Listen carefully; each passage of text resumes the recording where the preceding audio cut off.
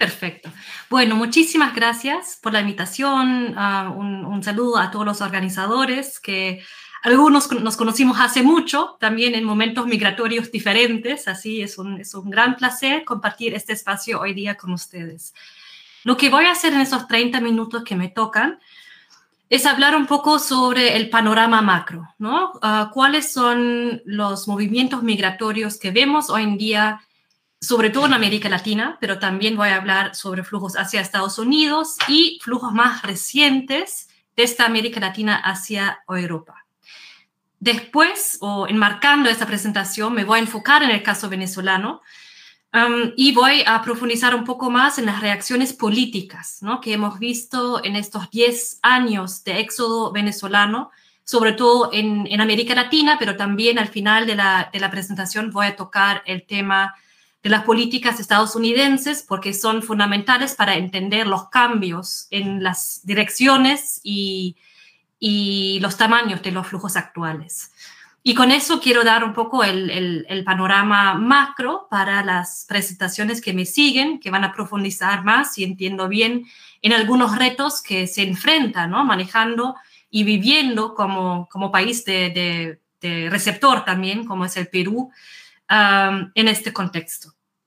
Entonces, voy a iniciar, ¿no?, hablando un poco sobre el caso venezolano, porque hoy en día cuando pensamos en las migraciones en América Latina, por lo menos cuando estamos en el sur del continente, pensamos en el caso venezolano, ¿no? Cuando yo doy conferencias en Estados Unidos y sobre todo en la Unión Europea, hay muy poca conciencia que el desplazamiento venezolano es el más grande en la historia, en el mundo, en este momento, ¿no? Estamos hablando oficialmente, y eso solamente son los casos registrados. Es muy posible que los números reales sean más grandes por la migración irregular, sobre todo en Sudamérica, pero oficialmente estamos hablando de cerca de 8 millones de personas, y la gran mayoría, ¿no?, oficialmente alrededor de 7 millones dentro de Sudamérica. Los 5 países principales son Colombia, con oficialmente casi 3 millones de venezolanos, el Perú, con más que 1.5 millones, Brasil, Ecuador y Chile. Y hay que entender que eso realmente ha sido un fenómeno sin precedentes.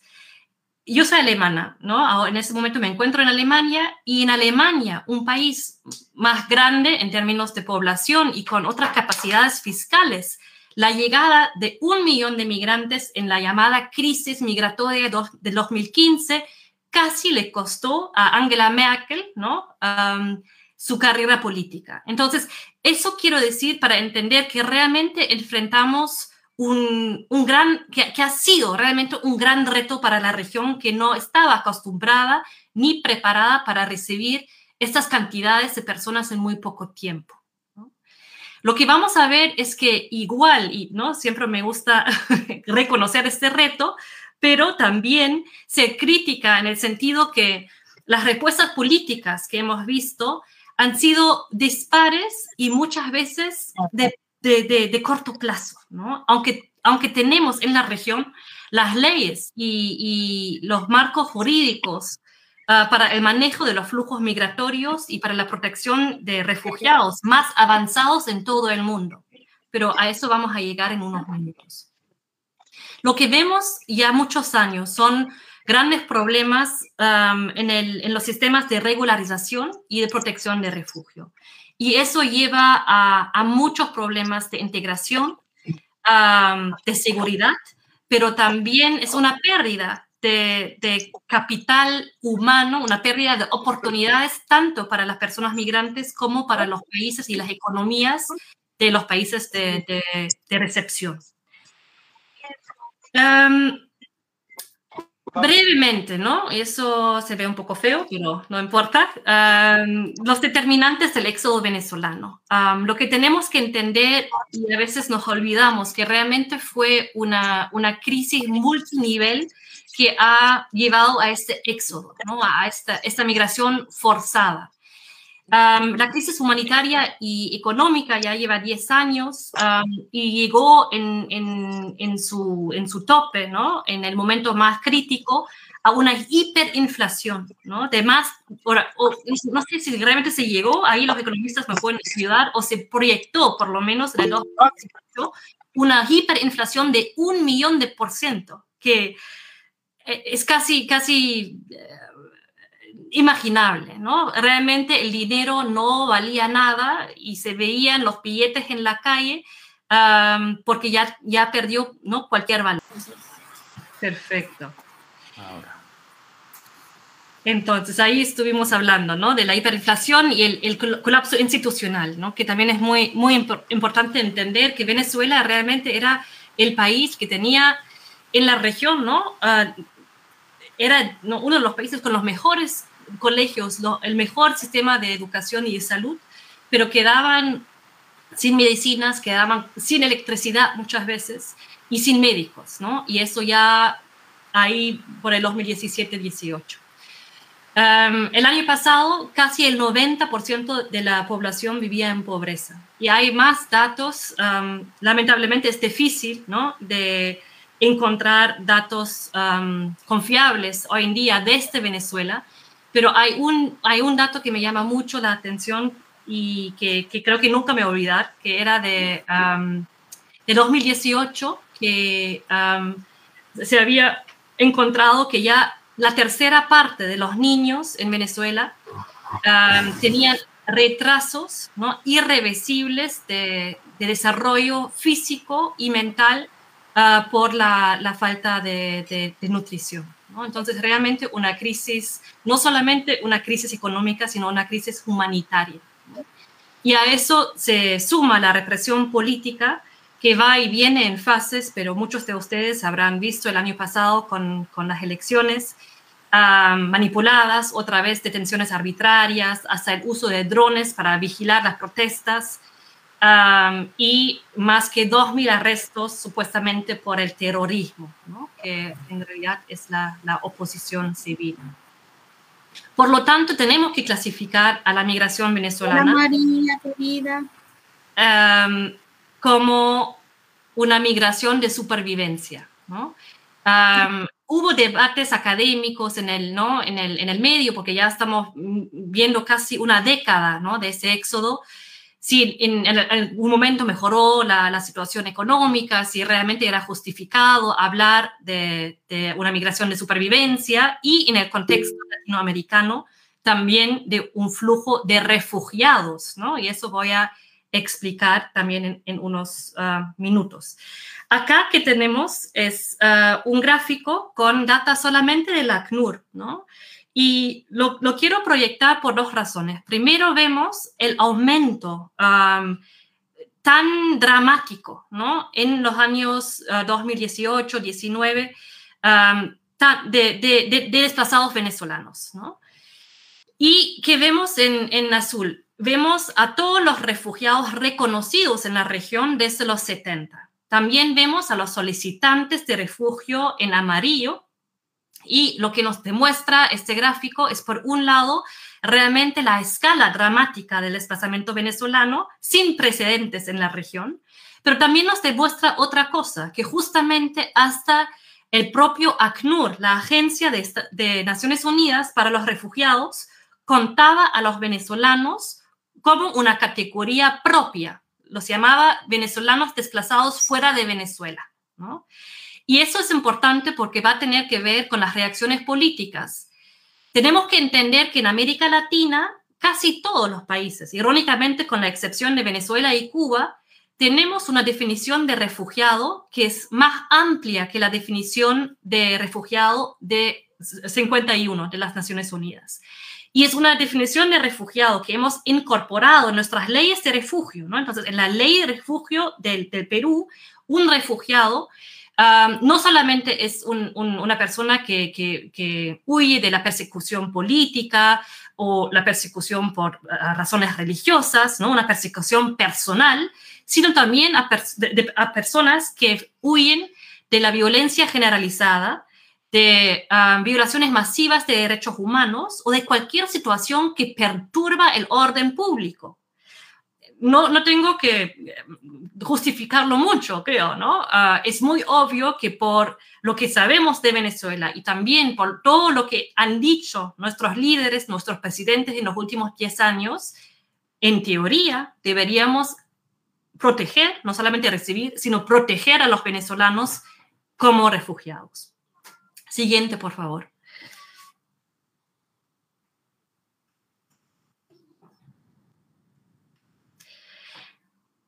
Sin embargo, lo que también hemos visto, ¿no? en los últimos años es que no solamente se quedaron los venezolanos en el sur de Sudamérica, sino cada vez más, y de eso van a tratar las otras presentaciones del evento del día de hoy, por la integración fallada, ¿no? Diría yo en 2 palabras, un nuevo movimiento de venezolanos y otros migrantes hacia Estados Unidos por la selva del Darién. La selva del Darién es un pedazo de selva entre Panamá y Colombia y es una de las rutas migratorias más mortal en el mundo, ¿no? Ahí también globalmente hay muy poca conciencia, ¿no? No sabemos cuántas muertes ha habido, pero han sido muchos y muchas organizaciones realmente lo ven como una ruta más peligrosa que el cruce del Mediterráneo. Acá también vemos el aumento en los últimos años y la próxima lámina también lo va a aclarar más, ¿no? Pero en el 2023 fueron más que 500.000 de personas que cruzaron. La siguiente, por favor. Acá vemos este aumento, ¿no? En el 2023, más que 500.000, y vemos también que en el 2024 han sido mucho menos, ¿no? A eso quiero llegar cuando hablo de la política, también la política de Trump. Pero antes de llegar a eso, vemos acá a la derecha las nacionalidades. Y eso me parece importante porque si bien me voy a enfocar en el desplazamiento venezolano, no es el único flujo y el único flujo importante que merece nuestra atención en la región, ¿no? Hasta el 2021, los haitianos fueron la mayor nacionalidad cruzando el Darién, pero también hubo mucha gente de Chile, Cuba, Brasil, claro, números mucho más chiquitos, ¿no? Y hasta de Bangladesh y, como vamos a ver, los últimos 2 años también de China. Eso cambió en el 2022 con un gran aumento del flujo venezolano que tenía que ver con política, tenía que ver con la opción de recibir un estatus de protección temporaria en Estados Unidos, ¿no? Pero otra vez, no solamente venezolanos, cruzaron también ecuatorianos, colombianos, ¿no? Haitianos y chinos. Y realmente tenemos que ser conscientes, si bien los números de los venezolanos son los más llamativos en la región, hay muchos flujos, hay una complejidad que tenemos que entender también cuando pensamos en integración y política migratoria. Siguiente, por favor. Acá, ¿no? 2 ejemplos más. A la derecha, brevemente, los ecuatorianos y a la izquierda, ¿no? Los africanos y los asiáticos. Y siguiente, por favor, quería mencionarles brevemente un par de detalles más como ejemplo, ¿no? De otro tipo de flujo de la migración africana. Hay muchos países de origen, ¿no? Pero entre ellos destacan Senegal, Somalia, Eritrea, Ghana, Camerún, Nigeria, Sierra Leone y la República Democrática del Congo, ¿no? Y lo que quiero mostrar con este gráfico a la derecha es que realmente hubo un aumento significativo también de la inmigración y transmigración africana a través de la región en los últimos años. Cuando yo hice el doctorado, yo fui a Argentina en el 2012 y el gran tema migratorio, bueno, la migración no era un tema tan politizado, pero el gran tema en este momento en la región, ¿no? Al nivel regional, fue esta migración extracontinental de África y de Asia, y causó en su momento preocupaciones políticas, ¿no? Ya, en los últimos 10 años casi no escuchamos nada de esa migración porque el enfoque político, mediático y de la opinión pública ha sido la migración o el desplazamiento o los refugiados venezolanos. Siguiente.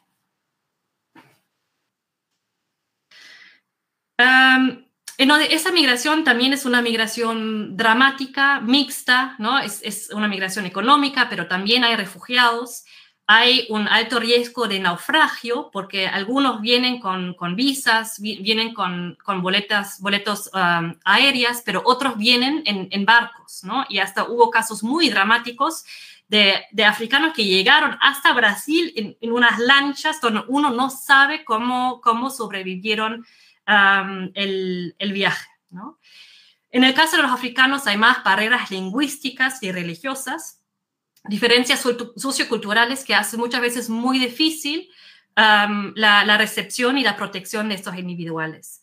También tenemos que reconocer que, como en todo el mundo, en América Latina, existen jerarquías socioraciales y existe el racismo y más, depende del país, eso es muy interesante, pero más en contra de migrantes de color negro, ¿no? De África.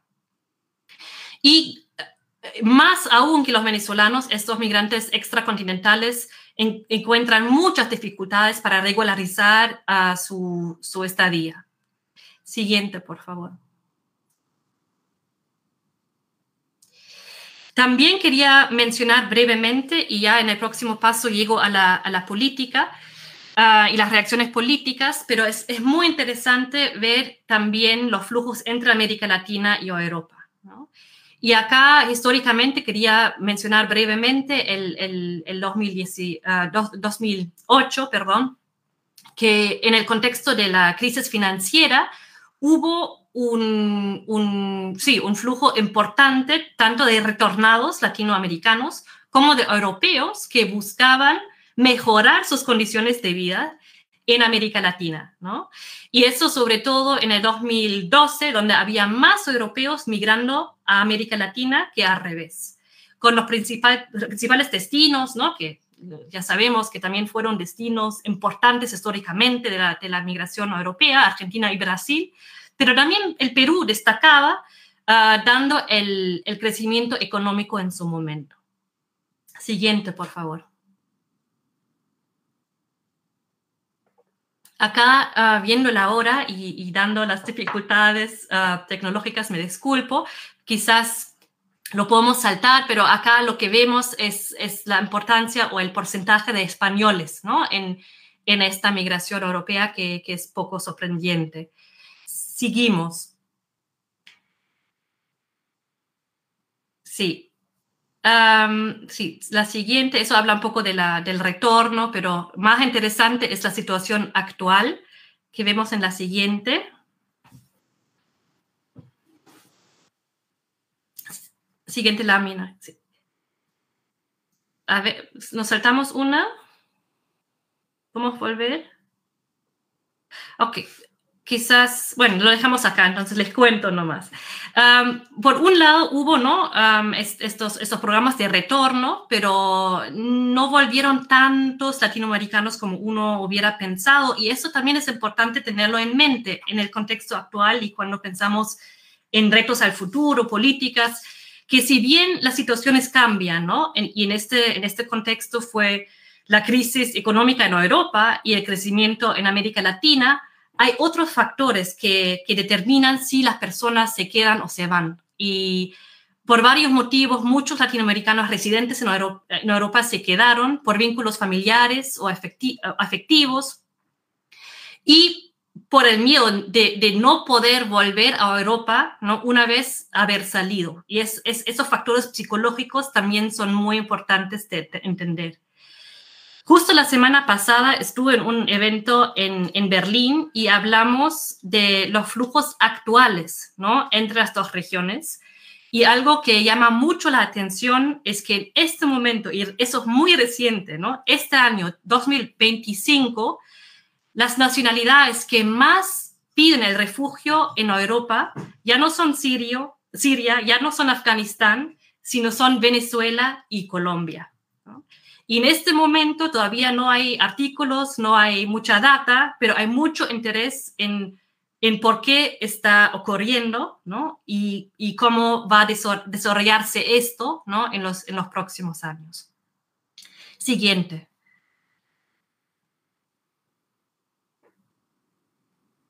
Entonces, haber dado este panorama, ¿no?, de los flujos, y otra vez quiero enfatizar la complejidad y la rapidez con la cual cambia dentro de la región, pero también, ¿no?, entre América Latina y Estados Unidos, y América Latina y Europa. Quiero hablar unos minutos sobre las reacciones políticas, ¿no?, frente al desplazamiento venezolano, y voy a cerrar, ¿no?, preguntándonos un poco qué podemos aprender de todo eso, ¿no?, mirando hacia el futuro. Luisa, ¿ya? Perdona, Luisa, no te hace, o sea, tienes tiempo suficiente, ¿ah? Ok, porque no te preocupes. Creo que la visión que da sobre los flujos que han llegado y la evolución, o sea, sobre todo hacer entender el tema de que los flujos europeos han sido importantes, también creo que es positivo. O sea, tómate el tiempo, tenemos tiempo. Ya, me voy a relajar. Normalmente es al revés, siempre nos quieren acortar cuando damos las charlas, pero les invito, ¿no? Si me extiendo demasiado por su planificación de tiempo, me avisan. Pero ya. Entonces ya mencioné el tema de Cartagena, ¿no? Y eso, sí, el primer punto que quiero que se lleven de la presentación mía es la complejidad y la rapidez del cambio de flujos. El segundo punto que no voy a parar de enfatizar es el hecho que no estamos aplicando nuestras leyes. Y que los venezolanos en América Latina, no necesariamente en otras regiones, ¿no?, porque esa definición de Cartagena es muy única de la región, pero en nuestra región, según nuestras leyes, son refugiados. Y ahí realmente no hay duda. Yo no soy abogada, pero he trabajado mucho con abogados, con investigadores jurídicos, no queda ninguna duda, y hasta los oficiales en el Perú, los oficiales en otros países lo saben. La otra cosa siempre es la política, ¿no? Y obviamente es el reto de realmente dar la protección debida según la ley en la práctica, ¿no? Y este problema de brecha entre legislación y aplicación de la ley, obviamente la conocemos en la región, también en otras áreas, ¿no? Pero si creemos ¿no?, el Estado de Derecho y en la aplicación de leyes, deberíamos proteger a los venezolanos como refugiados, lo que significa no solamente dar estatus legal, permiso de trabajo, sino, ¿no?, básicamente los mismos derechos y deberes como los nacionales, y que no pueden ser devueltos, ¿no?, mientras no mejore significativamente la situación en Venezuela. Lo que vimos en la práctica, y es complejo, ¿no?, porque otra vez, en comparación con otras regiones del mundo, nuestra legislación es muy progresista, es muy generosa, ¿no? Y en comparación con, por ejemplo, ya el discurso europeo sobre la migración, las reacciones iniciales en la región fueron muy de brazos abiertos. No sé si se acuerdan, no sé qué han tenido ustedes hace 10 años, pero también los discursos en el Perú al inicio fueron discursos de reciprocidad, de ahora dar a los venezolanos la bienvenida y la protección que muchos peruanos en su momento recibieron en los años 80 y hasta los 90 en Venezuela, ¿no? Sin embargo, no se aplicaron las leyes de refugio, sino en muchos casos, y obviamente estoy generalizando un poco porque vimos muchas reacciones diferentes en la región, pero sobre todo en los países andinos vimos reacciones de corto plazo, ¿no? Decretos presidenciales, y eso tiene que ver con nuestros sistemas democráticos, también tiene que ver con el hecho que los presidentes en la región tienen mucho poder, ¿no?, en este tipo de situaciones. Pero lo que quiero que entiendan es que en vez de aplicar la ley, ¿no?, que existía y que aplicaba, se escribieron nuevos decretos y se dieron estos permisos de permanencia de corto plazo, ¿no? En el Perú, el PTP, el PEP en Colombia. Y aunque ¿no?, hay los dos lados de la moneda, ¿no? En comparación con otras regiones, ¿no?, ha sido una recepción inicial generosa, ¿no?, pero igual no aplicando la ley y con la gran dificultad que en muchos casos fueron políticas ad hoc que no eran y no han sido sostenibles, ¿no? Pensando en una integración socioeconómica y hasta en algún momento, ¿no?, política, con vías hasta la nacionalización, por ejemplo. Y otra cosa que vamos a ver es que realmente dominaban las reacciones nacionales en vez de una coordinación regional, que también por los organismos internacionales estaban los instrumentos para coordinar una respuesta y una solución en la región. Y yo diría, como politóloga, ¿no?, por razones políticas no se ha dado. Siguiente, por favor.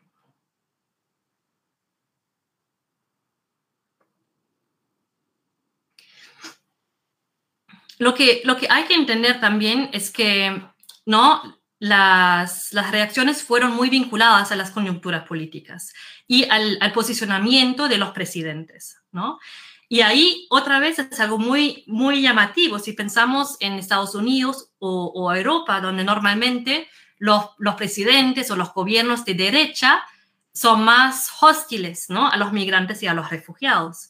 Lo que vimos hace 10 años en América Latina fue que eran los políticos y los presidentes de centro-derecha que estaban más abiertos a recibir y a proteger a los venezolanos. Por ejemplo, Colombia, ¿no?, bajo Duque, Chile, bajo Piñera, y en el Perú, durante el gobierno de Kuczynski, ¿no?, se unió el factor de la oposición y el interés de ejercer el liderazgo regional.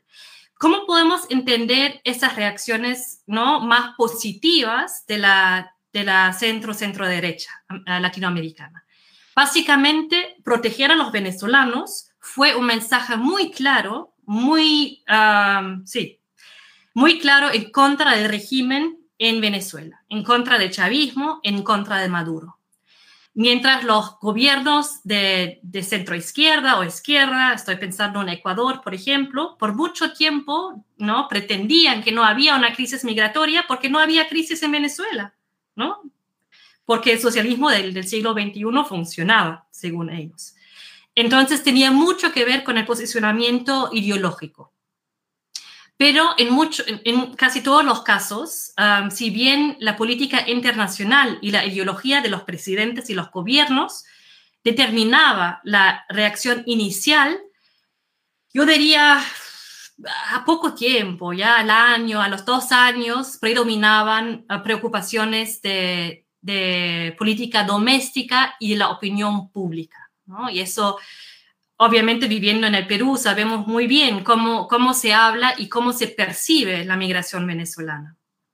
Y si eso es justificado o no, también lo voy a tocar, pero creo que también los otros ponentes van a hablar más sobre estos retos. En algunos casos reales, en otros casos no tan reales, diría yo. Seguimos. Durante el COVID, ¿no?, vimos reacciones y políticas cada vez más estrictos, ¿no?, que por ahí tenían que ver también con preocupaciones, ¿no?, si se acuerdan, en un primer instante también quizás con el deseo de dar cierta sensación de seguridad, ¿no?, a la población. Pero me gusta hablar de este caso porque creo que nos ayuda a entender por qué la militarización o la seguritización de las fronteras y de la migración no funcionan, ¿no? Obviamente el virus COVID-19 no distinguía entre peruanos y venezolanos, entre nacionales y migrantes, y sin embargo los venezolanos fueron excluidos de muchas de las políticas de apoyo, ¿no?,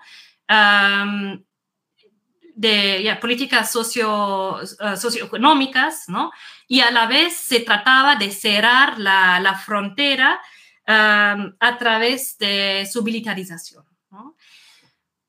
En América Latina no podemos cerrar fronteras, las podemos cerrar, ¿no?, oficialmente, pero no hay ningún país en la región que realmente pueda controlar su frontera. Son fronteras muy extensas y si Estados Unidos y la Unión Europea no pueden realmente prevenir, ¿no?, el movimiento por sus fronteras, en nuestra región es mucho más difícil, ¿no?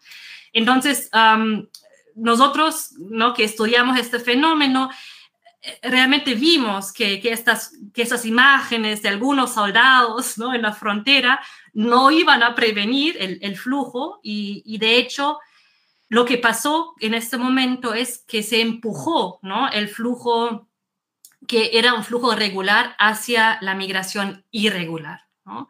También tenía que ver con el cambio de los requisitos, ¿no?, que cambiaron mucho, ¿no? No quiero entrar en detalles, pero no solamente el Perú, otros países también implementaron nuevos requisitos, como primero el pasaporte, después una visa especial.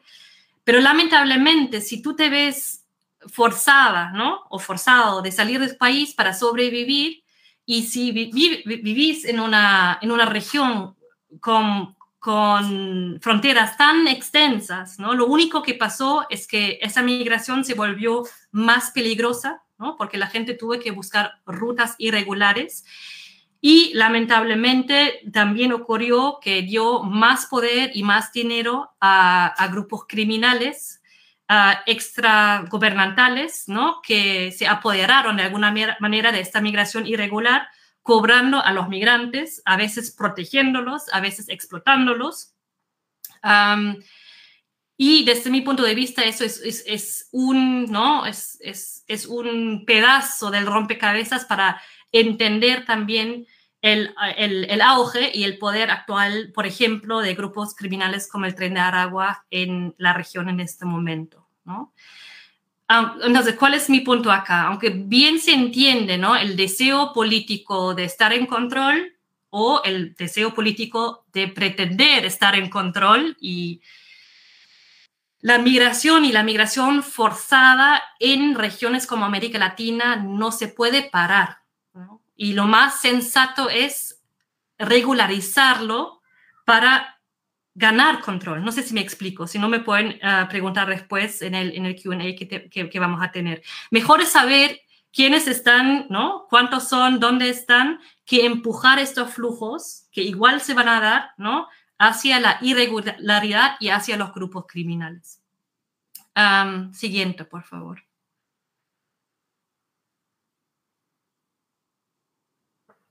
Eso ya mencioné, pero brevemente, hay diferentes mecanismos en la región. Uno de ellos es la Conferencia Sudamericana sobre Migraciones, que básicamente es la asociación de todos los estados en la región que se unen para conversar, para tratar de desarrollar políticas migratorias en común, ¿no? Hubiera sido un espacio excelente, ¿no?, para desarrollar una política realmente regional frente al desplazamiento venezolano, pero por muchos años, ahora pero ya lo hemos revisado, y los primeros años de desplazamiento, simplemente en las conferencias anuales no se habló de Venezuela, ¿no?, que realmente fue muy llamativo. Ya mencioné, bajo Kuczynski hubo el Grupo de Lima, que sí fue ¿no?, un grupo de gobiernos en la región que trataron de buscar una solución, pero más bien a la situación en Venezuela, ¿no? Fue una organización más política, mientras el proceso de Quito, ¿no?, liderado por Ecuador en su momento, fue el intento de despolitizar, ¿no?, el desplazamiento venezolano, de no hablar sobre la necesidad del cambio, ¿no?, en Venezuela. Entonces, para el Grupo de Lima, bajo Kuczynski, fue más bien la idea: tenemos que llegar, ¿no?, apoyar o de alguna manera forzar el cambio político en Venezuela y reestablecer la democracia para que la gente pueda volver. El proceso de Quito se enfocó más en la integración, en la recepción, en la protección en países de recepción, porque fue menos político, ¿no? El gran problema de todo, ¿no?, Mercosur, CAN, pero más aún la conferencia y el proceso de Quito, es que son buenos, ¿no?, pero no tienen la fuerza de realmente hacer política, sino más bien son recomendaciones y depende de cada estado, ¿no? Seguir esas recomendaciones o no. Y falta ahí realmente un mecanismo de control y una presión diplomática real. Seguimos. También hay algunos ejemplos positivos, ¿no? Y esos hay que mencionar también. En el caso de Colombia, por ejemplo, en el 2021, si no me equivoco, se pasó el estatus temporal de protección para migrantes venezolanos, que por primera vez en la región fue realmente una solución más a mediano plazo, por lo menos, ¿no? Una protección de 10 años, derechos a salud, trabajo, accesos a programas sociales, etcétera, y también con vías hacia la nacionalización.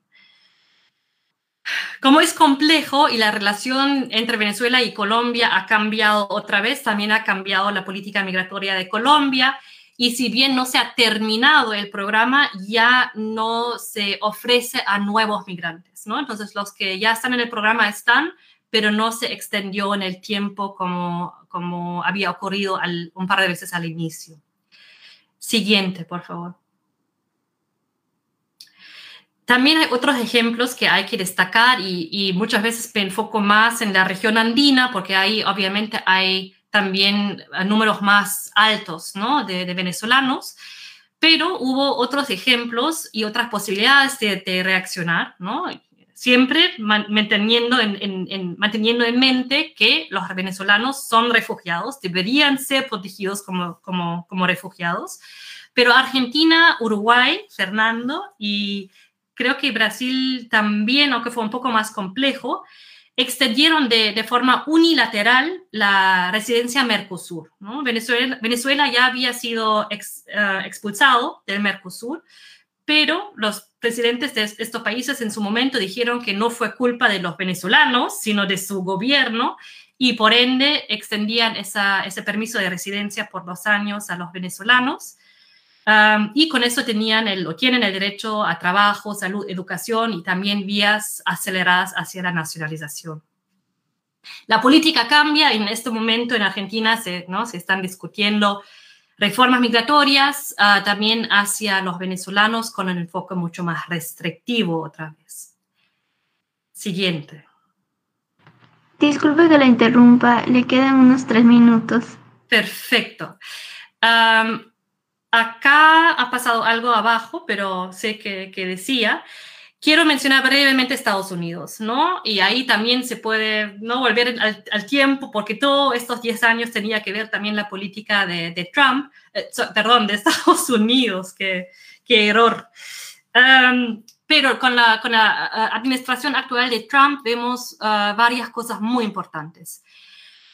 Pasaron muchas cosas, ¿no? En esos pocos meses, pero Trump canceló, ¿no? Y eso justamente, no estoy segura, había un fallo en una corte estadounidense que eso justamente no era legal. Terminó este programa de protección temporal que hubiera afectado a 700,000 de personas venezolanas. También reactivó a Guantánamo y algo que seguramente han visto, y esto decía acá abajo, el caso de los venezolanos que fueron detenidos y mandados a estos cárceles de hiperseguridad en El Salvador, ¿no? Que para muchos es un caso de desaparición forzada, ¿no? No puedo entrar en más detalles, pero eso hay que tener en mente cuando queremos entender el cambio de flujo, el cambio reverso, ¿no? A través del Darién, a pesar de todo, otra vez hacia América del Sur, y el aumento de solicitudes de refugio en la Unión Europea. Con eso termino, siguiente, con la última lámina. Y espero, ¿no? Haber explicado un poco con esta visión macro por qué es tan importante cuando pensamos en los flujos migratorios en la región, pensar en vías migratorias regulares. No solamente porque es más humano o por ser buena gente, ¿no? sino porque la migración regular, ¿no? Brinda mejores oportunidades para las personas desplazadas, los migrantes, los refugiados, pero también es mejor para su integración, para ¿no? Y creo que otros van a hablar de eso, el potencial económico, no solamente para ellos, sino los países de recepción y en términos de seguridad pública, ¿no? Las respuestas ad hoc y de corto plazo no son suficientes. Y lamentablemente, aunque tengamos, ¿no?, leyes muy progresistas, muy generosas de migración y refugio, han sido más bien simbólicas, ¿no? No vemos una aplicación. Y donde veo oportunidades, ¿no?, sigue siendo el fortalecimiento de los sistemas de refugio. El apoyo de la cooperación internacional es mucho más difícil en este momento. El apoyo de migrantes que cruzan el Darién, ahora en ambas, ¿no?, direcciones. Y no olvidándonos, si bien el enfoque nuestro es en el desplazamiento, y sigue siendo el desplazamiento venezolano, hay otros flujos que merecen de nuestra atención. Les agradezco y no sé si ahora todavía hay un tiempo para preguntas, cómo queremos organizar eso. Gracias. Al final serán las preguntas. Ahora pueden ir dejándolos en el chat. Si gustan.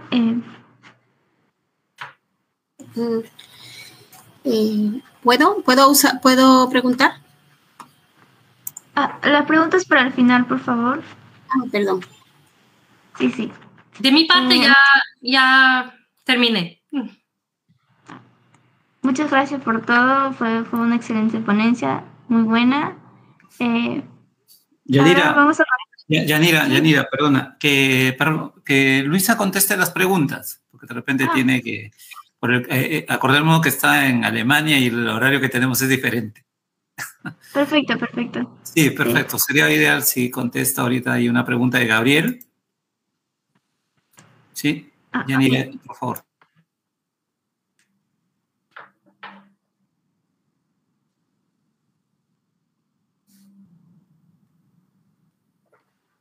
Se le leo la pregunta, doctora. En su opinión, ¿cómo el Estado podría regular la política migratoria para disminuir la delincuencia? Lamentablemente, ingresar gente buena y mala y estos últimos generalizan el rechazo, incluyendo a los que vienen a rehacer su vida de forma honesta. Sí, mi respuesta sería que siempre es mejor, ¿no? También pensando, ¿no?, desde una visión de seguridad pública, saber quiénes entran, ¿no? Tener un registro, y eso lamentablemente solamente se puede lograr en América Latina, sobre todo dando vías regulares, ¿no? Es complejo, yo tampoco, si fuese tan fácil, pero si pensamos, solamente para demostrar otra vez esa complejidad, si pedimos... suena muy sensato, ¿no? Pedir ¿cómo se llama? La historia penal, ¿no? ¿Cómo se llama en castellano? Los precedentes, ¿no? Precedentes policiales, para saber que las personas que vienen no tengan eso, ¿no? No hayan cometido delitos. Pero si vienen de un país como Venezuela, donde es imposible, ¿no?, o fue imposible durante mucho tiempo conseguir esos precedentes penales, otra vez tenemos el problema que igual van a migrar, igual van a entrar y perdemos el control, ¿no? Entonces, los requisitos que ponemos tienen que ser sensatos también en el sentido que la gente tiene que poder cumplirlos, ¿no? Y después, creo que la migración realmente es un espejo social, y cuando todavía había fondos internacionales, que obviamente en los últimos meses ha cambiado la situación, pero Colombia, por ejemplo, ha sido muy exitoso en atraer fondos internacionales para mejorar, ¿no?, los servicios públicos, la educación, la salud y hasta, ¿no?, sistemas de seguridad ciudadana para todos, ¿no? Eso sería mi respuesta rápida. Sí, pero siempre es mejor saber quiénes vienen y tener un registro. Ahora la pregunta del voluntariado, tenía una pregunta. Si puede decirla. La escribí, es la preocupación de que no veo el tema de género en el debate. ¿Cómo afectan esos procesos migratorios a mujeres y niñas? Viendo el caso, por ejemplo, de las mujeres haitianas aquí en República Dominicana y el caso del aumento de la trata de mujeres venezolanas en toda la región a través de los proyectos de migración. Entonces, mi pregunta iba, ¿cómo pueden los gobiernos garantizar también una migración segura para que, sobre todo, que no aumente los niveles de desigualdad y que no aumente el tema de trata, explotación sexual, explotación laboral para mujeres y niñas? Muchísimas gracias por la pregunta, totalmente de acuerdo, ¿no? Yo podía hablar 3, 4, 5 horas sin aburrirme, ¿no? Hay tantos temas para ver y justamente la migración y la protección de migrantes y refugiados, el tema interseccional es súper importante, ¿no? No solamente género, obviamente también color de piel, religión, etcétera. Yo lo mencioné un poco con la migración africana. En el caso de las mujeres venezolanas, se suma, ¿no? Este factor de la hipersexualización, ¿no? Y la explotación sexual que vemos sobre todo en los países andinos y también en el Caribe. Otra vez, mi respuesta quizás es una respuesta fácil, pero ahí veo que nos invita a la migración a ver los problemas que tenemos en muchos países de recepción, ¿no? Y la violencia contra las mujeres en el Perú es un tema importantísimo, ¿no?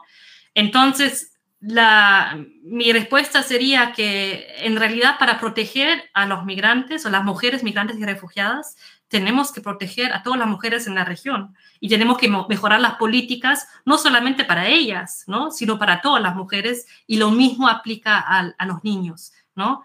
Donde tenemos retos adicionales, que, por ejemplo, por las situaciones de migración o desplazamiento, muchos niños no han ido al colegio, ¿no? Porque, por varias razones, pero entre ellas por tener que quedarse en casa para cuidar a los hermanos más chiquitos por falta de redes de apoyo, ¿no? Pero gracias, súper importante el tema. Tenemos otra pregunta. Perdón. Tenemos otra pregunta. ¿A qué se cree que responden estos discursos de odio que responsabilizan la migración de los problemas internos como la delincuencia? ¿Cree que como ciudadanía es una debilidad de identidad apoyar tal discurso tan fácilmente? Es muy interesante la pregunta. No sé si la entiendo de todo, sobre todo la parte sobre la identidad. Pero yo creo que los discursos de odio es muy triste. Otra vez, como politóloga que he estudiado este fenómeno en la región desde el inicio, y ¿no? La mayoría del tiempo dentro del Perú, en Lima, los políticos aprenden muy rápidamente, ¿no? Y fueron las elecciones locales en el 2018 que ya se adoptaron los mismos discursos que tanto ha criticado la región en Estados Unidos y en Europa, ¿no? Que tanto han criticado en Argentina, ¿no? Los discursos de odio en contra de los peruanos. En Argentina los delincuentes son los peruanos. Ahora, que hay delincuentes venezolanos, obviamente hay, pero según las cifras que yo conozco, no en mayor porcentaje que los peruanos, al contrario. Otro tema son un poco estos, ¿no? Las mafias internacionales que en parte tienen su origen en Venezuela, pero eso no es el inmigrante venezolano individual, ¿no? Eso ya es un problema del crimen organizado regional que quizás en parte tiene que ver con esta crisis de desplazamiento también, pero, y no tengo las cifras de los últimos años, pero hasta el 2022, que lo vi la última vez, el porcentaje de venezolanos delincuentes era más bajo, con la data que tenemos, ¿no? que el porcentaje de reclusos, ¿no? Esa es la data que víamos, peruanos. Pero creo que otra vez la otra ponencia, por ahí el otro experto va a saber contestar mejor esa pregunta. Tenemos una última pregunta. Considerando la reciente noticia de que China permitió el ingreso sin avisar, sin visa, por hasta 30 días a ciudadanos de países como Perú, Brasil, Argentina, Chile y Uruguay. ¿Cuáles podrían ser las implicancias de esta política en los patrones migratorios, las oportunidades laborales y los intercambios académicos entre países de América Latina y China? También, ¿cómo podría esta medida influir en las relaciones geopolíticas y económicas de la región con respecto a otras potencias globales? Genial, geniales preguntas. Bueno, la verdad, lo de China no sabía, súper interesante. Muchas gracias por preguntar. Bueno, si solamente son 30 días, no sé si el efecto va a ser muy marcado, ¿no? Pero en general, la política, ¿no? Estoy viendo acá, el ingreso sin visa muchas veces tiene efectos también poco esperados. Y les puedo contar que Ecuador en el 2008, en su contexto ideológico político de este momento, habló de la ciudadanía global, la ciudadanía universal, perdonen, y dejó ingresar a todos los ciudadanos del mundo sin visa a Ecuador. Y eso llevó a un aumento de chinos, de africanos, de asiáticos y mucha presión sobre Ecuador de revisar esa política, ¿no? Entonces, muchas gracias por preguntar eso. Lo voy a estar atenta y vamos a ver qué pasa. Otra vez, 30 días es poco tiempo, pero súper interesante. Y como mencioné en el caso de las reacciones políticas frente a los venezolanos, es muy, ¿no? Las políticas migratorias son muy políticas y tienen mucho que ver con geopolítica también y con posicionamiento. Entonces, eso obviamente refleja el acercamiento y también los intereses económicos de China en la región, ¿no? Una relación de amistad que lleva, ¿no? a esta política simbólica de poder viajar sin visa. Y como les digo, voy a estar muy atenta a eso, muy interesante. Para finalizar ya, otra pregunta, la última. ¿No cree que la política inicial en el caso de Perú generó un efecto llamada que no permitió tratar a los migrantes venezolanos como refugiados? Y otra, ¿hay algún estudio que demuestre que el impedimento de entrada de extranjeros haya provocado que grupos criminales hayan tomado más poder, o se basa en la intuición por la experiencia? Bueno, la segunda pregunta primero. Hay estudios y tenemos propuestas de política pública publicado por el CIUP, donde hablamos de eso. Obviamente, en este caso es muy difícil tener data dura, ¿no? Tener data cuantitativa, pero sí lo que hicimos, entrevistamos a muchas organizaciones de base que trabajan en la región fronteriza y que lo saben y ven de primera mano, ¿no? Por los testimonios, por los migrantes que atienden.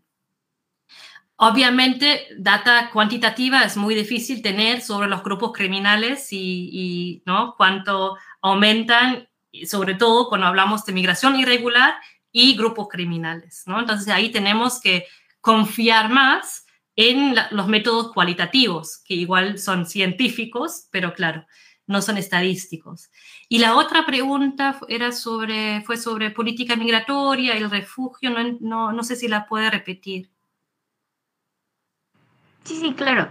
¿No cree que la política inicial en el caso de Perú generó un efecto llamada que no permitió tratar a los migrantes venezolanos como refugiados? Sí, muy buena pregunta también. Yo creo que ha sido una mezcla de factores, ¿no? Pero de hecho, en la ciencia política hablamos de path dependency, la dependencia del camino tomado, ¿no?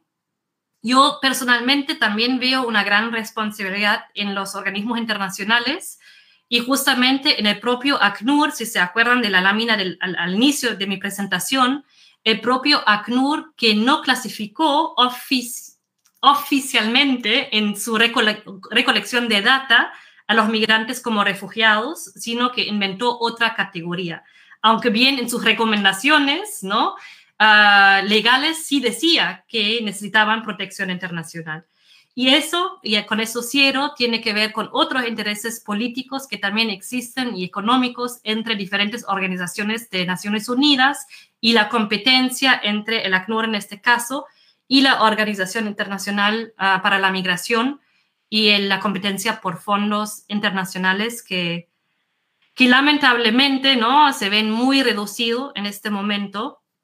Y por ende, y con eso ahora sí cierro, todos los retos que he, ¿no?, desarrollado, explicado en esta presentación, lamentablemente en este momento no se ven disminuidos, al contrario, y eso en parte por la política migratoria de Estados Unidos, que empuja a los migrantes hacia el sur otra vez, y también por el gran recorte, ¿no?, de fondos internacionales, que obviamente también afectan el área de la migración y la protección de refugiados en América Latina. Pero igual no hay que perder la esperanza, hay que seguir luchando y les deseo una excelente mañana. Lamentablemente yo sí me tengo que retirar, pero ha sido un gran gusto y si quieren escribirme, encuentran mi email, ¿no?, online, acá estoy para atenderlos. Vale, y Luisa, perdón por la dificultad. Luisa, agradecerte en nombre de la facultad. Tu ponencia ha sido bastante completa y creo que nos has permitido aterrizar un poco en el tema de la migración, que coincido contigo, ¿no? Es un tema poco trabajado, poco estudiado en Perú y también tomado de manera seria como debería ser, ¿no? Te agradecemos tu tiempo y felicitaciones. Sé que te vas a la Universidad de Bonn. Enhorabuena. De Berlín, perdón. Te vas a la Universidad de Berlín. Enhorabuena. Y nada, estamos en contacto. Perfecto. Muchas